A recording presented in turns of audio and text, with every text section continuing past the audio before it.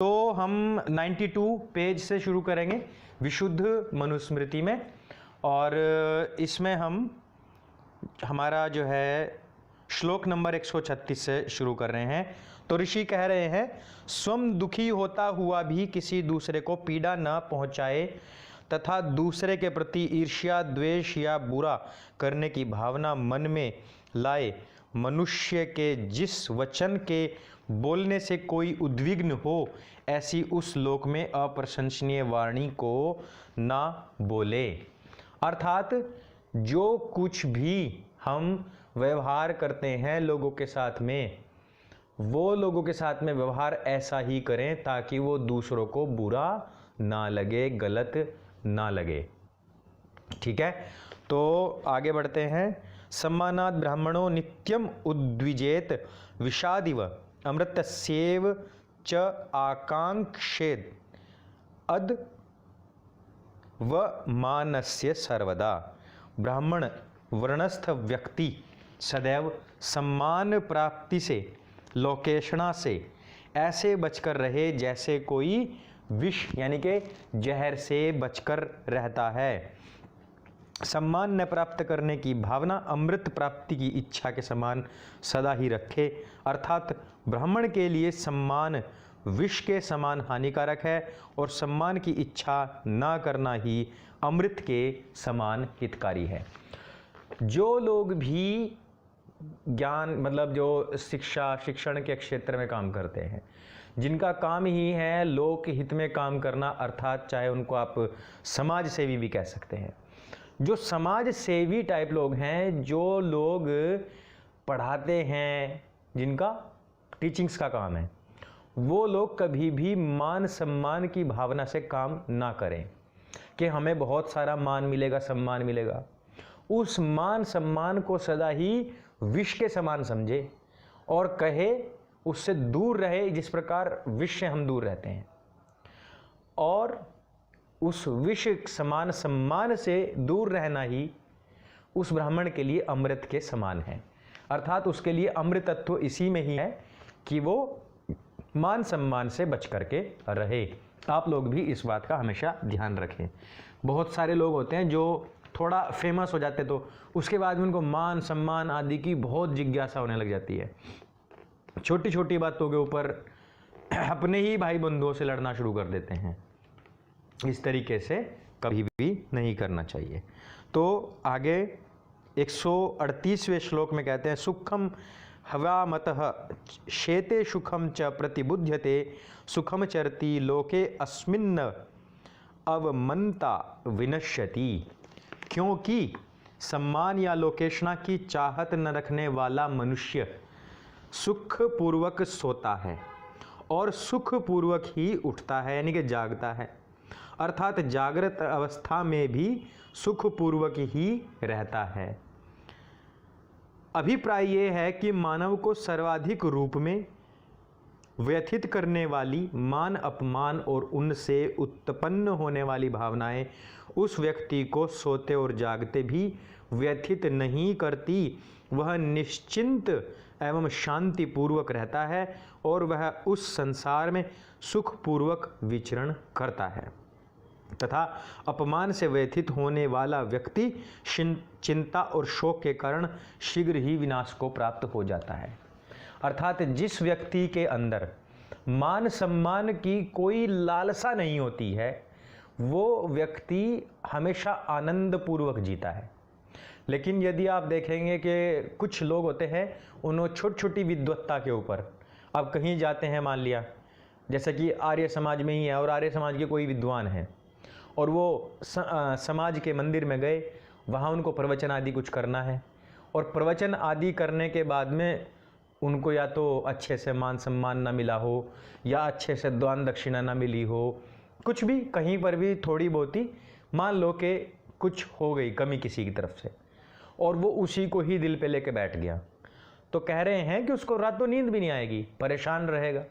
तो वो परेशानी से बचने के लिए ज्ञानी जनों को क्या चाहिए कि वो मान अपमान के स्तर से हमेशा उठे रहें। इन चीज़ों की कभी लालसा ही नहीं करोगे अब इंग्लिश में जो एक कहावत है, एक्सपेक्टेशंस हर्ट्स, कि जब हम बहुत ज़्यादा एक्सपेक्टेशंस करते हैं ना किसी से, तो वो हमारा दिल ही दुखाती हैं, हर्ट करती है हमको। तो इस प्रकार से अब लोगों को ये बात समझनी चाहिए, ठीक है। चलिए आगे बढ़ते हैं। 139 है, और जो आपके पास पीडीएफ है या फिर जो संपूर्ण मनुस्मृति जो मिक्स है उसमें ही आपको 164 नंबर पे मिल जाएगा। अनेन क्रम योगेन संस्कृतात्मा द्विजः शनैः गुरौ वसन संचिनुयाद ब्रह्माधिगमिकम तपः। अर्थात पूर्वोक्त प्रकार से, यानी कि जो पिछले श्लोक में कहा गया है, उपनयन संस्कार पिछले कौन से श्लोक में कहा गया है, दूसरे अध्याय के 11वें से लेकर के और 138 तक जो भी कुछ कहा गया है। उपनयन संस्कार में दीक्षित द्विज बालक बालिका गुरुकुल में रहते हुए उत्तरोत्तर विद्या और वेदार्थ ज्ञान की प्राप्ति रूप तप को बढ़ाते जाएं। इस प्रकार जो अब तक के जितने भी द्वितीय अध्याय में ब्रह्मचारियों के लिए, विद्यार्थियों के लिए, शिक्षार्थियों के लिए जो सारे के सारे श्लोक कहे गए हैं, उनका पालन करते हुए उत्तरोत्तर, यानी कि साल दर साल या क्लास दर क्लास जैसे जैसे आगे बढ़ते जाते हैं, वैसे वैसे इन सब बातों का ध्यान रखते हुए अपने गुरुकुलीय जीवन को अच्छा बनाएं और तब आपका इस तरीके से बढ़ता जाएगा। आगे बढ़ते हैं। ऋषि कहते हैं 140 नंबर श्लोक है शुद्ध मनुस्मृति के हिसाब से, और आपकी पास जो मनुस्मृति होगी उसमें 165 होगा। ऋषि कह रहे हैं कि शास्त्रों में विहित विशेष तप, यानी कि ब्रह्मचर्य पालन हो या वेदाभ्यास हो, धर्म पालन हो, प्राणायाम हो, द्वंद्व सहन करना हो। द्वंद्व सहन को गुरुकुलों में विशेष स्थान दिया गया है कि जो द्वंद्व आते हैं जीवन में, गुरुकुलीय जीवन में भी बहुत द्वंद्व आते हैं, हमारे साधारण जीवन में भी बहुत सारे द्वंद्व आते हैं। कहीं मान अपमान हो जाता है, कहीं आय का साधन नहीं बन पाता है, या पढ़ाई में मन नहीं लगता, या फिर घर के कुछ काम आ जाते हैं जो पढ़ने वाले बच्चे हैं, या ऑफिस में जाते हैं तो वहाँ कुछ ना कुछ सुनने को मिल जाती है। घर में अचानक से कोई ऐसा वो आ जाता है कि जिससे खर्चे बढ़ जाते हैं।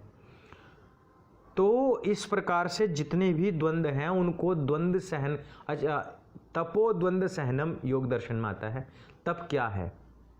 तप ये है जो आप अपने द्वंद्वों को सहन करते हैं, ये भी एक तप है। आग के आसपास बैठ करके तपना, गर्मी लेना, वो तप नहीं है। तप है द्वंद्वों को सहन करना। तो इस प्रकार से ऋषि कह रहे हैं कि शास्त्रों में विहित विशेष तप कौन कौन से? ब्रह्मचर्य पालन एक तप है, वेदाभ्यास और जो आप पढ़ाई करने जाते हैं स्कूल में, वो एक तप है। धर्म पालन करना, धर्म का मार्ग ना छोड़ना, धर्म पे हमेशा अटल रहना, ये क्या है? तप है। प्राणायाम करना, ये भी एक तप है।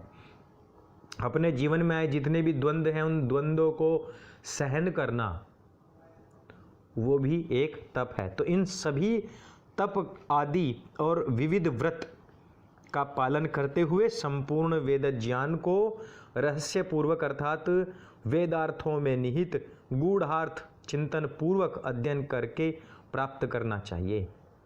जितने भी तप हैं इन सब को हमें कठोर मेहनत के साथ में, अध्ययन के साथ में, और जिसको हम कभी भी ना छोड़ सकें, इस प्रकार से जीवन में उतार लेना चाहिए। नेक्स्ट करते हैं।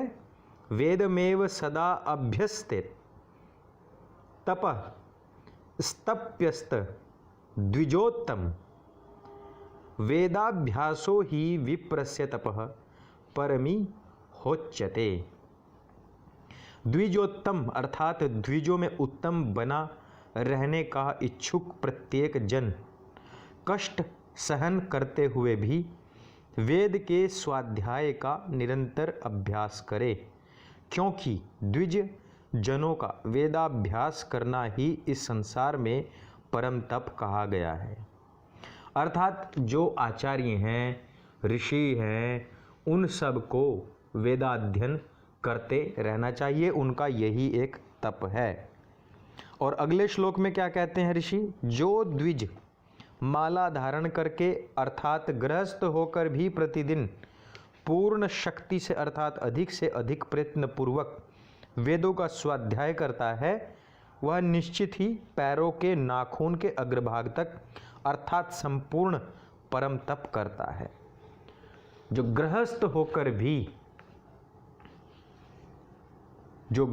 होकर भी संपूर्ण शक्ति के साथ में अर्थात जो प्रतिदिन अपने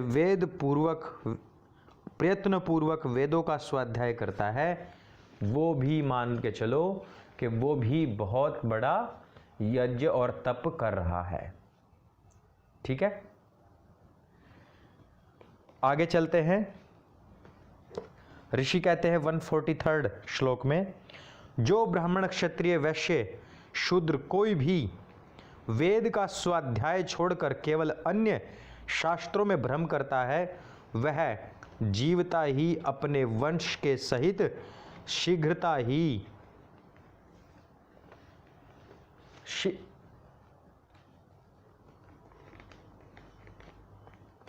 अधोगति को प्राप्त हो जाता है। अर्थात जो वेद ना पढ़कर अन्यत्र ही इधर उधर माथा पीटता फिरता है, वह अपने पुत्र पौत्र और सहित ही शूद्र भाव को प्राप्त अर्थात क्षुद्र, छोटा, अनपढ़, गंवार बन जाता है। तो ऐसे कभी भी हम लोगों को अपने वेद अध्ययन को त्यागना नहीं चाहिए, अन्यथा हम भी दस्यु के समान हैं। दस्यु किसको कहते हैं? चोरों को कहते हैं। चोर होते हैं ना, चोर, गंवार, और जो गली तोड़ते फिरते हैं, एक दूसरों के सामानों पर नज़र रखते हैं। तो इस प्रकार से नहीं करना चाहिए। सभी को आदेश है कि वेद अध्ययन करें, और जो वेद के मार्ग को छोड़कर दूसरी पुस्तकों को पढ़ते हैं, वो कभी भी सनातन धर्म के लायक नहीं हैं। इस प्रकार से हमारे लोगों को भी ये समझना चाहिए, मैं हरिजन हूं, क्या मैं वेद पढ़ सकता हूं? आपको अमित मौर्य जी, वेदों में कहीं भी हरिजन शब्द नहीं आया है, और मनुष्य मात्र के लिए वेद हैं। वेदों में कहीं भी जन्मना जाति का जिक्र नहीं है। वेदों में कहीं पर भी दलित, हरिजन, चमार शब्द का प्रयोग नहीं किया गया है। वहाँ केवल और केवल कहा गया है मनुष्य मात्र के लिए वेद है। और आप मनुष्य हैं, आप हमारे जैसे ही 2 हाथ, 2 पैर, 2 आँखें, है ना, वही हमारा और आपका लाल खून।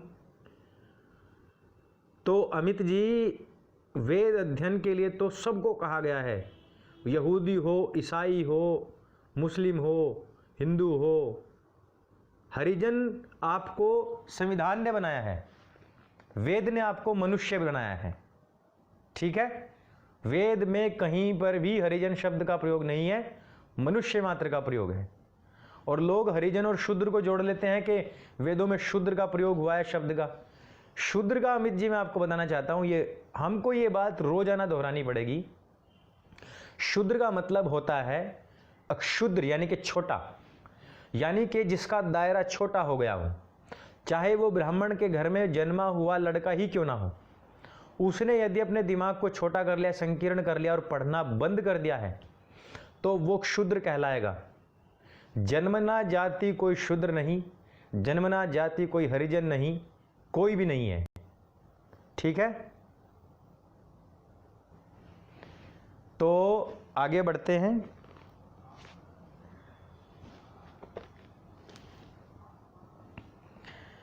गुरु के समीप अर्थात गुरुकुल में रहते हुए किसी भी ब्रह्मचारी अथवा ब्रह्मचारिणी अपने विद्यारूप तप की वृद्धि के लिए इंद्रियों के समूह को वश में करके अर्थात जितेंद्रिय होकर के इन आगे वर्णित नियमों का पालन करें।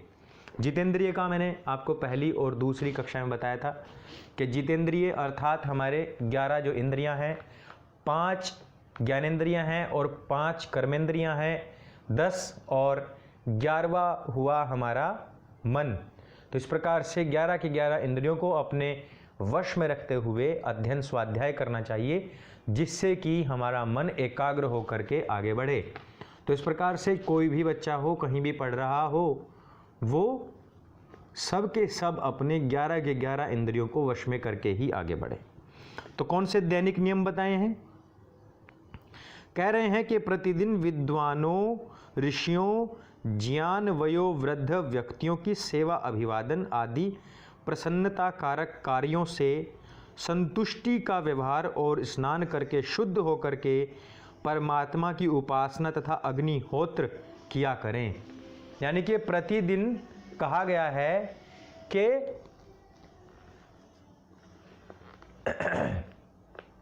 प्रतिदिन व्यक्ति को अपने जो टीचर हैं, जो आपके टीचर हैं, जो भी आपको पढ़ाने वाले हैं, जैसे कि सिख भाई हैं, तो सिख भाई अपने जो उनका गुरुवाणी पढ़ाते हैं या जो उनके स्कूल में पढ़ाते हैं। मुसलमान हैं तो उनके जो पढ़ाने वाले हैं, यानी कि चाहे वो दीनी तालीम हो, चाहे वो स्कूल में दी जाने वाली तालीम हो, अपने टीचर्स का सम्मान करें, अपने टीचर्स को सदा उनको प्रसन्न रखें, उनकी खिलाफ कोई काम ना करें, उनको गुस्सा दिलाने वाला कोई कार्य ना करें, और प्रतिदिन स्नान आदि से शुद्ध होकर के ही और परमात्मा की उपासना करके ही अपनी पढ़ाई को शुरू करें, और अग्निहोत्र आदि अर्थात इस प्रकृति का मान सम्मान रखते हुए, सबका ख्याल रखते हुए अपने अध्ययन और स्वाध्याय को शुरू करें। मनुष्य मात्र के लिए ये आदेश है। इसमें कहीं पर भी ये नहीं लिखा है कि ये केवल मोमिनों के लिए है, मुसलमानों के लिए है, कि ये केवल ब्राह्मणों के लिए है, या फिर ये केवल ईसाइयों या यहूदियों के लिए है। ऐसा नहीं है। मनुष्य मात्र को क्या करना चाहिए? तो मनुष्य मात्र का कोई भी बच्चा हो, किसी का भी बच्चा हो, अपने टीचर्स का सम्मान करना चाहिए, उनको सदैव ही प्रसन्न रखना चाहिए, उनके खिलाफ कोई भी काम नहीं करना चाहिए। चलिए आगे बढ़ते हैं और श्लोक नंबर 152। ब्रह्मचारी और ब्रह्मचारिणी अर्थात स्त्री पुरुष जो भी स्टूडेंट हैं, बालक और बालिका, मदकारक मदिरा आदि का सेवन और मांस भक्षण, सुगंध का प्रयोग, माला आदि अलंकार का धारण करना, तिक्त कषाय, कटु, अम्ल आदि तीखे रसों का सेवन, ब्रह्मचारियों के लिए स्त्रियों का संग और ब्रह्मचारिणियों के लिए पुरुषों का संग, और अन्य जितने भी खट्टे, तेज, मीठे, तीखे यानी कि जिसमें मिर्च वगैरह हो, उन सबको, और प्राणियों की हिंसा करना, इन सबको वर्जित रखे। बताओ, अब बताओ किसी भी एजुकेशन सिस्टम में क्या इतनी बातें बताई जाएंगी? क्योंकि वेद के हिसाब से जैसा हम अन्न खाते हैं वैसा ही हमारा मन का निर्माण होता है और वैसी ही हमारी क्रियाएं होती हैं। कहा है कि किसी भी प्रकार से श्रृंगार से दूर रहें जो पढ़ते हैं बच्चे, ठीक है। और दूसरी बात कि किसी भी प्रकार के स्वाद लोलुप नहीं होना है बच्चों को, कि स्वाद में जा रहे हैं वो तिक्त कषाय अम्ल का खा रहे हैं।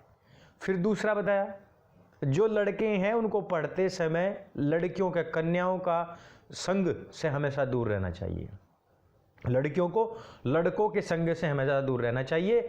इसी वजह से हमारे यहाँ पर जो शिक्षा प्रणाली थी वो इस प्रकार की थी, इसमें एकल शिक्षा होती थी। जैसे आप तो कंबाइन पढ़ाते हैं, और कंबाइन में भी लड़कियों को छोटी छोटी स्कर्ट पहनाते हैं, मिनी स्कर्ट जिसको कहते हैं, और वो पहना करके लड़कों के सामने उनको घुमाते हैं। इस प्रकार से नहीं था। हमारे यहाँ लड़कों का बॉयज़ स्कूल जिसको बालक गुरुकुल बोलते थे, और लड़कियों के लिए अलग से कन्या गुरुकुल होता था, और आज भी गुरुकुल होते हैं, और दोनों में डिस्टेंस भी होता है। तो इस प्रकार से शिक्षा का वेदों में पहले से ही दिया गया है, और उनको कहा गया है कि किसी भी प्रकार के मनोरंजन से दूर रहें, किसी भी प्रकार के श्रृंगार से दूर रहें और किसी प्रकार के स्वाद से दूर रहें, बल्कि अपना जीवन तपमय हो करके आगे बढ़ाएं। और सभी को चाहिए कि अपने बच्चों को इसी प्रकार से ही पढ़ाना चाहिए। शरीर पर प्रसाधन के रूप में उबटन आदि लगाना, श्रृंगार के लिए आंखों में काजल डालना, जूते और छत्र का धारण करना, काम क्रोध लोभ मोह भय शोक ईर्ष्या द्वेष आदि चकार से मोह भय शोक ईर्ष्या द्वेष का ग्रहण किया है। और कहा गया है मनोरंजन के लिए नाच गाना बाजा बजाना इसको भी वर्जित रखे। अर्थात जो आजकल बच्चियां और लड़के भी आजकल ये बनवा के जाते हैं, ये आईब्रो और बहुत वो देखा है मैंने, लड़कियां भी वो लिपस्टिक वगैरह सब कुछ लगा के आजकल स्कूल में जाती हैं, आप लोग भी देखते होंगे, पूरा श्रृंगार करके जाती हैं। और स्कूलों में भी ये भी देखने में आया है कि बच्चियों के बैग में से श्रृंगार की किट भी निकलती है। तो इस प्रकार से ना करें कभी भी, और किसी भी प्रकार के क्रोध लोभ मोह माया लालच आदि से दूर रहें। तो ये सारी चीज़ें बताई हैं कि बच्चों को, ब्रह्मचारियों को शिक्षण प्रशिक्षण के टाइम पे स्कूल कॉलेज में जाते समय इन सब चीज़ों से दूर रहना चाहिए। कि कहीं कोई आंखों में काजल डाल रहा है, कोई क्रीम पाउडर लपेट रहा है, इस प्रकार से बच्चों से दूर रहना चाहिए। तो अब समझना चाहिए कि मनुस्मृति में लिखा क्या है। अब कुछ लोग कह देते हैं इसमें तो केवल एक ही बात लिखी है, मतलब अगर इस पुस्तक के अंदर 400 पेज हैं तो कुछ लोगों ने ऐसी भावना बना दी है हिंदुओं को आपस में तोड़ने के लिए कि इस 400 पेज की पुस्तक में तो केवल यही लिखा है कि शूद्र जो है वो आज का दलित है और इनको मारो, इनको वेद अध्ययन ना करने दो। मेरे गुरुकुल में 60% दलितों के बच्चे, जिनको तुम SC ST या कुछ भी कहो, 60% बच्चे आते हैं, वेद आदि अध्ययन करते हैं, मनुस्मृति को पढ़ते हैं और यहाँ तक कि याद करते हैं इसको। उन्होंने तो कहीं से लेकर कहीं तक इसमें कुछ भी नहीं पाया। आर्य समाज में सर्वाधिक शूद्रों को, जिसको आप लोग आजकल दलित और शूद्र को मैच करते हो, इसलिए मैं कह रहा हूँ कि तुम्हारी भाषा में शूद्रों को, हमारी भाषा में SC ST को, हमारी नज़र में शूद्र वो है जो पढ़ा नहीं, जो दिमाग से क्षुद्र है, छोटा है, उनको सर्वाधिक आर्य समाज ने ही सहयोग किया है। मैं आपकी जानकारी के लिए बता दूं, जिस समय अंग्रेजों के काल में यहाँ दिल्ली के अंदर इन SC ST वालों को बहुत बुरी हालत में रखा जाता था, उस समय हुतात्मा श्रद्धानंद स्वामी जी ने आर्य नगर बसाए थे। ये आजकल मैं इस सच्चाई को खोलना चाहता हूँ कि ये जितने भी आजकल दलितों के मसीहा बने घूम रहे हैं, चाहे वो मायावती हो, मेवाणी हो, या कितने भी हों, अकेले श्रद्धानंद जी ने दिल्ली के अंदर 10 आर्य नगर बसाए थे। दलितों को उनको पट्टा देकर उनके नाम कर दी जमीन, खुद जमीन दिल्ली के अंदर खरीद के उनके नाम कर दी थी। और बहुत सारे SC ST दलित जो अम्बेडकरवादी होते हैं और जो मनुवाद नामक शब्द की रचना करके उसको रोजाना जलाते हैं, उन लोगों की मैं आपको चाहता हूं कि आर्य समाज ने कई 100 एकड़ जमीन दलितों को घर बना करके दी। आप आर्यनगर जाओ और वहाँ देखो, उनसे पूछो कि आपके लिए आर्य समाज ने क्या किया है, आपके लिए वैदिक सनातन धर्मियों ने क्या क्या किया है। उनको समाज में बराबरी का स्थान दिया, उनको जनेऊ पहनाया, उनकी बच्चियों को वेद आदि अध्ययन कराया और उनको बड़ी बड़ी जॉब्स मिली। वो इतिहास तो लोग भूल जाते हैं, क्योंकि हम लोगों को क्या है कि मान सम्मान से दूर रहना और गाना नहीं है हमको, लेकिन ये वामपंथियों ने इस बात की शुरुआत की है। इनको हम भविष्य में जरूर ही कड़ा जवाब देंगे। तो अगले हम श्लोक पर चलते हैं। श्लोक नंबर 154 और आपकी पुस्तक जो अगर आपके पास PDF है तो उसमें मिलेगा आपको 179। कहा है सभी प्रकार का जुआ खेलने, अफवाहें फैलाने, अफवाहों पर चर्चा करने में, यानी कि गॉसिप्स जो आजकल चलती हैं, गॉसिप जैसा स्कूलों में भी सीरियल्स के बारे में गॉसिप चलती हैं। आज क्या हो गया, लड़के लड़कियां आपस में बैठे बात करते हैं, बिग बॉस में आज क्या हुआ, वो लड़की उधर से बात करती है कि वो सिमरन वाले में क्या हुआ। मैं तो टीचर रहा हूँ तो मुझे तो पता है लड़कियां और लड़के किस तरीके की बात करते हैं, WWF में किसने कल किसको पीटा, ये सब चीज़ें होती हैं। तो कह रहे हैं कि चर्चा में अपना समय नष्ट ना करें और किसी की निंदा कथा करना किसी भी प्रकार से बच्चों को टीचर्स के सामने हो या अपने आपस में बच्चों में कोई भी आपस में झूठ ना बोले, एक दूसरे की निंदा ना करे, मिथ्या भाषण ना करे, स्त्रियों का दर्शन और स्पर्श और उनको हानि पहुंचाने में अपनी रुचि ना दिखाए, इससे सदा ही सचेत रहे और सदा के लिए इसको छोड़ दें।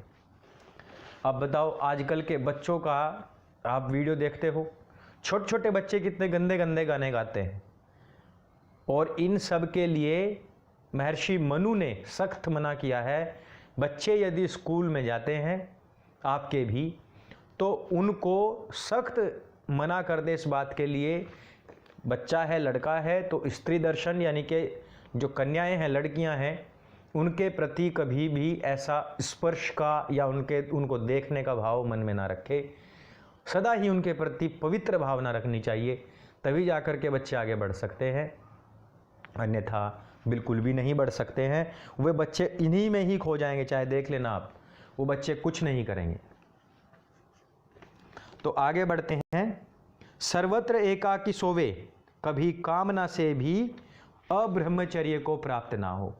अब आप समझ गए होंगे अब्रह्मचर्य क्या होता है। तो कह रहे हैं क्योंकि कामना से भी यदि हमने अब्रह्मचर्य कर दिया तो समझो कि उसने अपने ब्रह्मचर्य व्रत का नाश कर दिया। यदि कोई भी व्यक्ति, यदि कोई भी बालक यदि ऐसा मन में भाव भी लाता है किसी पर स्त्री के प्रति, पर कन्या के प्रति, तो भी उसको ऐसा नहीं करना चाहिए, ऐसा करना भी उसके लिए गलत है, क्योंकि इससे भी उसमें अब्रह्मचर्य की भावना आएगी, और अब्रह्मचर्य की भावना आते ही सब कुछ गड़बड़ हो जाएगा। ठीक है, तो आगे बढ़ें। श्लोक नंबर 157 है। कह रहे हैं कि पानी का घड़ा, फूल, गोबर, मिट्टी, कुशाओं को जितनी आवश्यकता हो उतनी ही लाकर रखें, और भिक्षा भी प्रतिदिन ही लेकर खाएं। अब देखो, जो बच्चे होते थे, 3-4 कैटेगरीज हैं। पहला है ब्रह्मचर्य, गृहस्थ, उसके बाद में वानप्रस्थ और फिर सन्यासी। ये जो 3 हैं, ये तीनों के तीनों हर प्रकार से गृहस्थ के ऊपर ही डिपेंड होते हैं। अर्थात चाहे वो ब्रह्मचारी हो, चाहे वो वानप्रस्थी हो, चाहे वो सन्यासी हो, ये तीनों के तीनों गृहस्थों पर ही डिपेंड करते हैं। जो ब्रह्मचारी हुआ करते थे वो प्रतिदिन अपने नाम की भिक्षाटन के लिए गांव दर गांव जाते थे। प्रत्येक समाज का बच्चा, प्रत्येक घर का बच्चा गुरुकुल में जाता था। तो आज के परिप्रेक्ष्य में यदि हम इसको देखेंगे, अब तो गुरुकुलों में भी वैसा नहीं रहा। अब तो गुरुकुलों में भी अच्छी सुविधाएं हो गई हैं, अंदर ही भोजनालय बन गया है। अब बच्चे को वैसे भेज भी नहीं सकते क्योंकि वो मनस्थिति नहीं रही है। मैकॉले शिक्षा पद्धति आने के बाद में शिक्षा का एक बिजनेस बना लिया गया है। शिक्षा को एक बहुत बड़े बिजनेस के तौर पर देखा जाने लगा है, जहाँ मोटी मोटी फीस दी जाए, जहाँ बढ़िया से बढ़िया सुविधाएं दी जाएं। तो अगर आज के परिप्रेक्ष्य में देखें तो स्टूडेंट्स के लिए आदेश है कि विद्यार्थियों को किसी प्रकार से संचय नहीं करना चाहिए। संचय का मतलब क्या है कि जैसे कि 10-10 पेंसिल इकट्ठी करके रख ली, टॉफ़ी, चॉकलेट, कॉपी खूब सारी इकट्ठी करके अपने पास में रख लेते हैं, वो संचय की भावना ब्रह्मचारी में नहीं होनी चाहिए। यानी कि उसको पहली चीज मितव्ययी होना चाहिए, घर वालों पर कम से कम खर्चा डालने वाला हो, कम से कम बोझ डालने वाला हो। दूसरी चीजें, जितनी आवश्यकता है केवल उतनी ही खरीदे, ये ऐसा काम करे। फिर तीसरी चीज, जो हमारे पास है पहले उसका पूरे अच्छे तरीके से प्रयोग करना सीखे, उसका पूर्णतया प्रयोग करे। प्रयोग करने के बाद में ही कोई भी चीज जो है नई वो लेनी चाहिए। ठीक है, तो इस प्रकार से बहुत सारी बातें हैं जिनको हमारे संभवतः पूरे दिन के अंदर हमें देखना चाहिए, इन पर अमल करना चाहिए। और भी बहुत सारी अच्छी अच्छी बातें हैं। बहुत सारे लोगों के दिलो दिमाग से वहम मिटेगा कि मनुस्मृति केवल और केवल शूद्रों का ही बहिष्कार करने के लिए लिखी गई है। तो इस वहम को आपका मिटाना है और विशुद्ध मनुस्मृति को सबके सामने लेकर के आना है। और जो मिश्रित है, जिसमें गड़बड़ झाला किया हुआ है, पंडों ने अपने फायदे के लिए उस मनुस्मृति के पेजेस का जलना ही बेहतर है। लेकिन मनु महाराज से किसी प्रकार की कुंठा हम नहीं कर सकते। यदि किसी के पक्ष में फैसला ना आए, मान लो संविधान पर चलते हुए कोर्ट या सुप्रीम कोर्ट किसी के पक्ष में फैसला ना दे पाए और किसी बेगुनाह को फांसी हो जाए, इसका मतलब ये नहीं है कि हमारा जो संविधान है वो गलत है। इसका मतलब ये नहीं कि हमारी कानून व्यवस्था गलत है। इसका मतलब ये नहीं कि हम भीमराव अंबेडकर को ही रात दिन गाली देने लग जाएंगे। इसका मतलब ये है कि बीच में कहीं ना कहीं कुछ ना कुछ गड़बड़ हुई है। और संविधान में हर बार कुछ ना कुछ अमेंडमेंट होता रहता है। और वो अमेंडमेंट इसीलिए होता है क्योंकि जो पूरी बातें हैं, जो सारी बातें हैं, वो संपूर्ण नहीं है, क्योंकि संविधान मनुष्य द्वारा निर्मित है। लेकिन मनुस्मृति जहां आपको कुछ भी बताती है, मनुस्मृति केवल वो बताती है जो मनुष्य मात्र के लिए सही है। जो मनुष्य मात्र को करना चाहिए वो मनुस्मृति बताती है। मुसलमानों ने, पंथियों ने कुरान की और उनके अलग अलग फिरकों में बटे होने की वजह से, क्योंकि हम उनका उजागर ना कर दें, इसलिए उन्होंने पहले से पहले ही हमारे एक महत्वपूर्ण समाज, जिसको आजकल SC/ST कहा जाता है, उसको काटने के लिए ये गलत भ्रांतियां फैलाई हैं। अन्यथा हमारे में कहीं भी कोई दलित, कोई SC/ST, कोई चमार ऐसे शब्दों का प्रयोग नहीं हुआ है। हमारे यहाँ सब समान हैं, सब बराबर हैं। और जिन्होंने भी ये जाति, ऊंच नीच, भेदभाव बनाया है, ऐसे लोगों का ही बहिष्कार होना चाहिए और उन्हीं को सबसे पहले अछूत सिद्ध करना चाहिए। क्योंकि सारा समाज हमारा अपना है, सब हमारे गले लगाने लायक हैं। जो मनुष्य मात्र की बात करेगा वही मनुस्मृति का पालन कर रहा है, ऐसा समझना चाहिए। वो सब हमारे भाई हैं। तो आज की कक्षा को यहीं पर हम विराम देते हैं और कल फिर यहाँ से आगे हम पढ़ना शुरू करेंगे। और आप सभी इतने लगन के साथ में, इतने मग्न होकर के आपने अपना